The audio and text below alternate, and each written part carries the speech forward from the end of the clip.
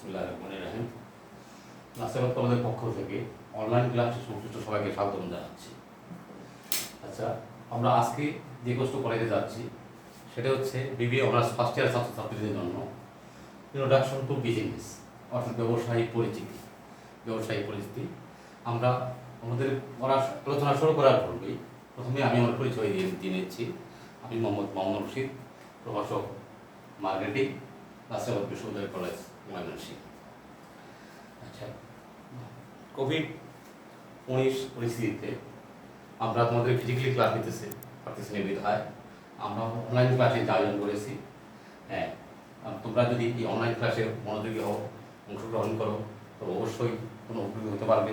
আমরাও তোমাদের সাথে যেগুলো শেয়ার করতে পারবো, তাহলে পড়াশোনার যে গেপটা কিছুটা সেটা তোমরা করা সম্ভব হয়ে উঠবে। এই পরিস্থিতি তোমরা নিশ্চয়ই ভালো আছো, সুস্থ আছো, সুন্দর আছো। তোমরা অবশ্যই স্বাস্থ্যবিধি মেনে চলবে, সামাজিক দূরত্ব বজায় রেখে চলবে, সর্বদা পরিষ্কার পরিচ্ছন্ন থাকবে, সদাপ্রফুল্ল থাকবে। ছাত্রদের প্রথম কাজ হলো পড়াশোনা করা। যে পরিস্থিতি থাকো না কেন, যে কাজই করো না কেন, আমাদের মূল উদ্দেশ্য হবে পড়াশোনায় চালিয়ে যাওয়া। তোমরা আশা করি আমাদের এই ক্লাসগুলো ভালোভাবে দেখবে, সুন্দরভাবে তোমাদের পাঠ্যক্রমের প্রস্তুতি গ্রহণ করবে। তোমরা যদি আমাদের আদর্শ অনুসরণ করো, আমাদের উপদেশ মেনে চলো, অবশ্যই তোমরা আমাদের কাঙ্ক্ষিত লক্ষ্যে পৌঁছতে পারবে বলে আমাদের দৃঢ় বিশ্বাস। এখন আমরা ইন্ট্রোডাকশন টু বিজনেস কোর্স থেকে আমরা যে অধ্যায় নিয়ে আলোচনা করবো সেটা হচ্ছে ব্যবসায়ের ধারণা। আমাদের অধ্যায় এক অধ্যায় থেকে ব্যবসায়ের ধারণা থেকে আমরা আজকে যে তিন বিষয়টি পড়বো সেটা হচ্ছে ব্যবসায় কি জিনিস, ব্যবসায়ের সংজ্ঞা, ব্যবসায়ের মৌলিক উপাদান এবং ব্যবসায়ের উদ্দেশ্য সমূহ। প্রথমে সংজ্ঞা। ব্যবসায় শব্দটি আসছে BUSY, হ্যাঁ, বিজি শব্দের অর্থ, বিজি থেকে আসছে বিজিনেস। বিজি মানে ব্যস্ত থাকা, সেখান থেকে আসছে বিজিনেস অর্থাৎ ব্যবসায়। তাহলে কি উদ্দেশ্যে একজন লোক কি উদ্দেশ্যে ব্যস্ত থাকবে? অর্থাৎ মুনাফা লাভের উদ্দেশ্যে কোনো কাজে ব্যস্ত থাকার নামই হলো ব্যবসায়। অর্থাৎ ক্রয় বিক্রয় সংক্রান্ত যে কোনো কর্মকাণ্ডকে আমরা ব্যবসায় বলে আখ্যায়িত করতে পারি। অর্থাৎ এখানে অবশ্যই মুনাফা লাভের উদ্দেশ্য থাকতে হবে। মুনাফা লাভের উদ্দেশ্য ব্যতীত কোনো কর্মকাণ্ড যদি পরিচালিত হয় সেটাকে আমরা ব্যবসায়ী বলে ধারণা করছি, ব্যবসায়ী বলে আমরা ধরে নিতে পারবো না। অর্থাৎ মুনাফা লাভের উদ্দেশ্যে ক্রয় বিক্রয় সংক্রান্ত যাবতীয় কাজের সমষ্টিকে আমরা বলতে পারবো ব্যবসায়। এবার আমরা আসবো ব্যবসায়ের মৌলিক উপাদানগুলো কী কী। এখানে আমরা বোর্ডে প্রিয় শিক্ষার্থী তোমরা দেখতে পাচ্ছ, এখন 10টি উপাদানের কথা বলা আছে। প্রথমে মূলধন, দ্বিতীয় সাংগঠনিক কাঠামো, থার্ড উৎপাদন, 4 নম্বরে ভূমি, 5 নম্বরে জনশক্তি, 6 নম্বরে পণ্যদ্রব্য ও সেবা, 7 নম্বরে মুনাফা অর্জনের অভিপ্রায়, 8 নম্বরে সহায়ক উপকরণ, 9 নম্বরে ঝুঁকি এবং 10 নম্বরে আইনগত বৈধতা। মূলধন হলো ব্যবসার চালিকা শক্তি। মূলধন যদি না থাকে, অর্থ যদি না থাকে, কোনো একটা ব্যক্তি কোনো একটা প্রতিষ্ঠান চলতে পারে না। অতএব ব্যবসা প্রতিষ্ঠানের সর্বপ্রথম যে উপকরণটা গুরুত্বপূর্ণ উপাদান হলো মূলধন। মূলধনই ব্যবসাকে সামনের দিকে চালিয়ে নিয়ে যাবে। মূলধন, এই মূলধন অবশ্যই ব্যবসা করতে হলে থাকতে হবে। সাংগঠনিক কাঠামো, কোনো একটা শুধু অর্থ হলেই চলবে না। কোনো একটা প্রতিষ্ঠান, ব্যক্তি, হ্যাঁ, এমনি চলতে পারে না। তার সাথে একটা সংগঠন দরকার, জনবল দরকার, লোকজন দরকার, বিভিন্ন একটা কমিটি দরকার, যদি ব্যবসাকে সামনের দিকে এগিয়ে নিয়ে যাবে। উৎপাদন, ব্যবসায় কীভাবে মূলধন হয়ে গেল, সংগঠন কাঠামো থাকলো। শুধু মূলধন যদি স্থবির হয়ে থাকে, সংগঠন যদি কাজ না করে, তাহলে উৎপাদন আসবে না। তাহলে কী হলো, ব্যবসা প্রতিষ্ঠানে উৎপাদন আরও গুরুত্বপূর্ণ একটা উৎপাদন। তাহলে কী করবে, এরা পণ্য কী উৎপাদন করবে, পণ্য এবং সেবা উৎপাদন করবে। তাহলে মূলধন অর্থ দিয়ে সংগঠন সেটাকে পরিচালনা করবে, ফলে একটা আমাদের আউটপুট আসবে, একটা জিনিস উৎপাদিত হবে। ব্যবসার জন্য অত্যন্ত গুরুত্বপূর্ণ বিষয়। ভূমি, এই কাজগুলো কোথায় হবে, মূলধন কোথায় বিনিয়োগ করা হবে, সংগঠন কোথায় কাজ করবে, কোথায় পণ্য উৎপাদন করা হবে, এই জন্য একটা নিজস্ব জায়গা দরকার, একটা ভূমি দরকার, একটা স্থান দরকার। ব্যবসায়ের জন্য ভূমি একটা গুরুত্বপূর্ণ হয়। ভূমির উপরে প্রতিষ্ঠান থাকবে, দোকানপাট হবে, দালানগুলা তৈরি করা হবে, ফার্নিচার থাকবে, জনগণ সেখানে কাজ করবে, এই জন্য ভূমি দরকার। জনশক্তি, সামরিক কাঠামোর মতোই জনশক্তি চলে আসে। ব্যবসা প্রতিষ্ঠান কী করবে, কর্মীদেরকে প্রশিক্ষণ দেবে, তাদেরকে প্রশিক্ষিত করে তুলবে, হ্যাঁ, তাদেরকে দক্ষতা বাড়াবে। এই জনশক্তি একটা ম্যান পাওয়ারে পরিণত হয়ে যাবে। তাহলে দক্ষ জনশক্তি একটা ব্যবসা প্রতিষ্ঠানের মৌলিক উপাদানের মধ্যে গুরুত্বপূর্ণ সেবা। এর পণ্যদ্রব্য ও সেবা ব্যবসায়ী কী করবে? আমাদের থার্ড পয়েন্টে পড়ছি উৎপাদন।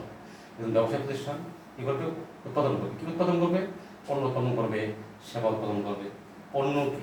যেটা মানুষের চাহিদা পূরণ করে, যাটাকে বিনিময় মূল্য আছে, হ্যাঁ, সেটি হচ্ছে পণ্য। সেবা বলতে আমরা কী বলবো?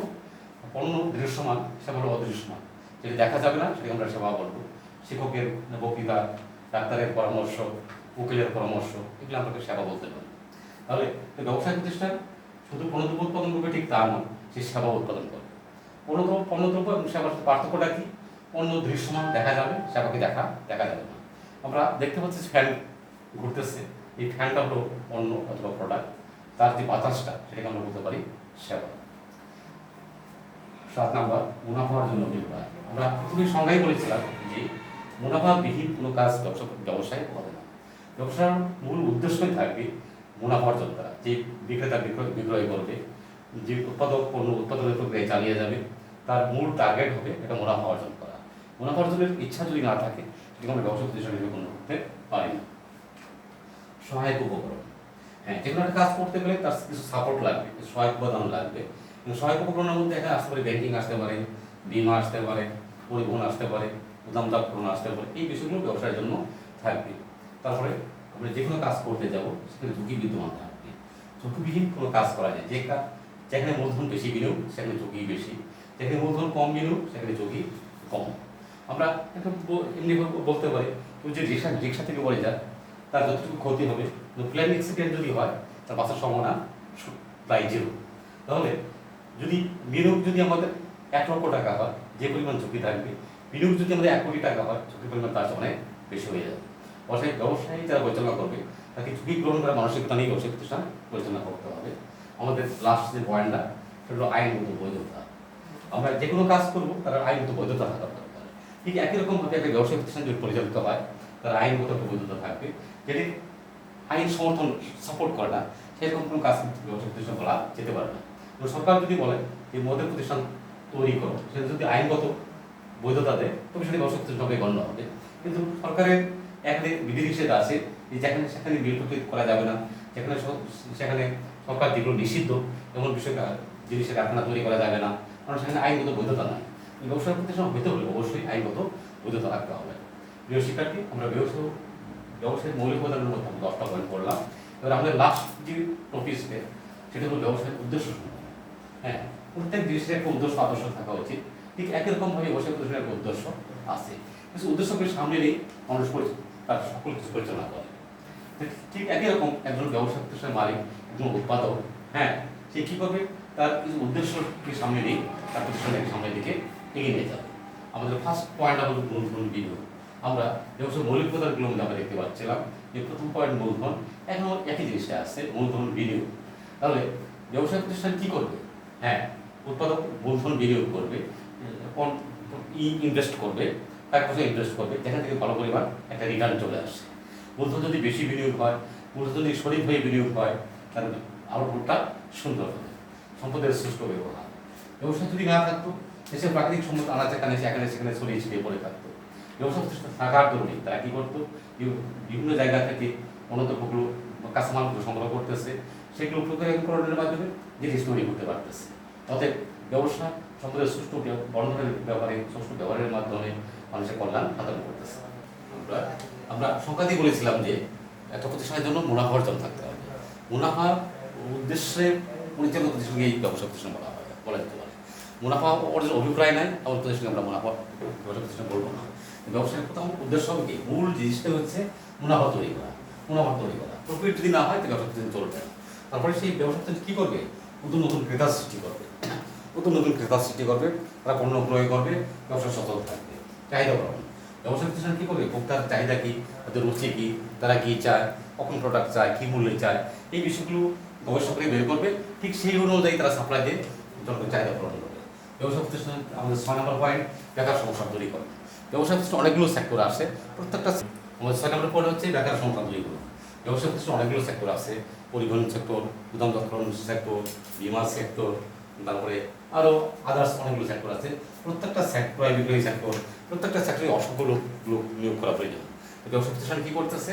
বিভিন্ন সেক্টরে লোক নিয়োগ করে বেকার সমস্যা তৈরি করে রাখার ব্যবস্থা করতেছে। জীবন হচ্ছে মান উন্নয়ন। ব্যবসা প্রতিষ্ঠান ব্যবসা যদি না থাকতো মানুষের জীবন মানটা উন্নয়ন হতো না।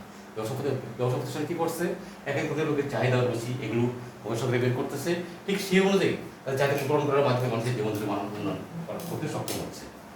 জনতার কাজে অংশগ্রহণ, ব্যবসা প্রতিষ্ঠান শুধু লাভের চিন্তাই করে না, সমাজের উন্নয়নের জন্য তারা কাজ করে। একটা ব্রিজ তৈরি করে দিল, একটা মসজিদ তৈরি করলো, একটা মন্দির নির্মাণ করে দিল, একটা ব্রিজ কালভার্ট তৈরি করে দিল, জনগণের রাস্তা তৈরি করে দিল, এগুলো জনতার কাজে অংশগ্রহণ করে। সঠিক পারিশ্রমিকতা, ব্যবসা প্রতিষ্ঠান এরা যে সমস্ত শ্রমিকের কাজ করে তাদেরকে সঠিক প্রাপ্য দিয়ে দেয়, সঠিক মজুরি দিয়ে দেয়, ফলে সঠিক পারিশ্রমিক প্রদানের মাধ্যমে ব্যবসা প্রতিষ্ঠান সফল হয়। মানব সম্পদ উন্নয়ন, ব্যবসা প্রতিষ্ঠান কী করে, তাদের যে লোকবল আছে, তাদের যে বিভিন্ন সেক্টরের নতুন কাজ করে, তাদেরকে প্রশিক্ষণের মাধ্যমে তাদেরকে মানব সম্পদে পরিণত করে। আমাদের 1 নম্বর পয়েন্ট, সুসম্পর্ক স্থাপন। ব্যবসা প্রতিষ্ঠান তারা অধীনস্থ কর্মচারী, ঊর্ধ্বতন এবং নিম্নস্তরের কর্মচারী উভয়ের মধ্যে একটা সুসম্পর্ক গড়ে তুলতে সাহায্য করে। রাজস্ব বৃদ্ধি, ব্যবসা প্রতিষ্ঠান ব্যক্তিগত স্বার্থ বৃদ্ধি করে না, ফলে রাজস্ব বৃদ্ধি করতে সক্ষম হয়।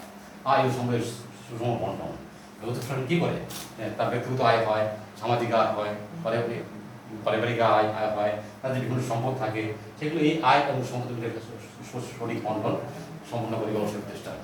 জাতীয় আয় বৃদ্ধি, ব্যবসা প্রতিষ্ঠান যেহেতু একটা ব্যক্তি যদি ব্যবসা করে তার যেমন ব্যক্তিগত আয় বৃদ্ধি হয়, তাই বৃদ্ধি করে পারিবারিক উন্নয়ন ঘটে, সামাজিক উন্নয়ন ঘটে, ঠিক একই রকমভাবে ট্যাক্স কর এগুলোর মাধ্যমে জাতীয় আয় বৃদ্ধি করতে সক্ষম হয়ে যায়। এই ছিল মূলত আমাদের আজকে আলোচনা।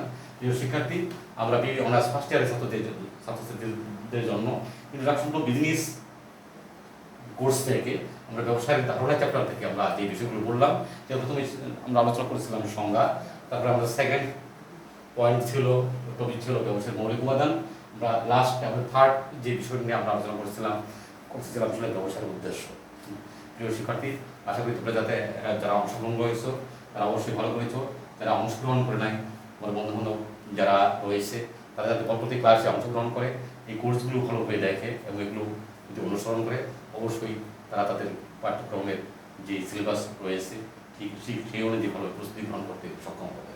তোমরা ভালো থাকো, সুস্থ থাকো, সুন্দর থাকো, হ্যাঁ, সর্বদা পরিষ্কার পরিচ্ছন্ন থাকো। সবাইকে আজকে ক্লাসের পাঠ্যক্রমটা ভালো করে তোমরা অধ্যয়ন করো, এগুলোর প্রতি তোমাদের শুভকামনা করে আজকে ক্লাসটা এখানে শেষ করতে যাচ্ছি। ধন্যবাদ।